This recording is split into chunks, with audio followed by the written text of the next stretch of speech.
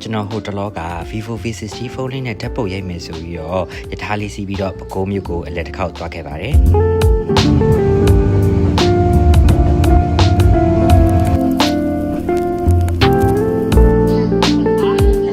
အခုရောက်ပါပြီ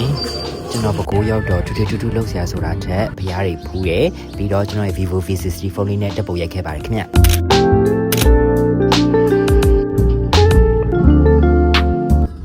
လူကငါ့ကိုပြင်ပြီးနေတော့ဒီလမ်းသွားတာလေဆိုတာအားလည်းမကြည့်ဘူး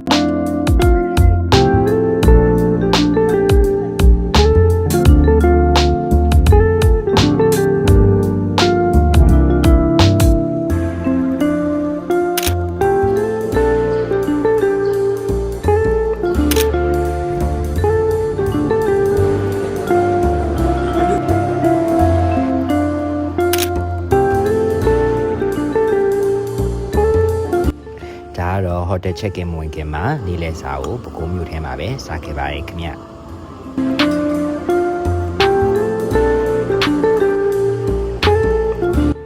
နေ့လည်နေ့ခင်းမှာတော့ coffee ဆိုင်လေးတစ်ဖြတ်ထိုင်ရင်းနဲ့ကျွန်တော်ဓာတ်ပုံလေးထပ်ရိုက်ဖြစ်ခဲ့ပါတယ်ကျွန်တော်ရဲ့ Vivo V60 ဖုန်းလေးနဲ့ပေါ့ဗျာအခုကတော့ပဲခူးညစီကိုတွားနေတာပါခင်ဗျညစီကအပြန်မှာတော့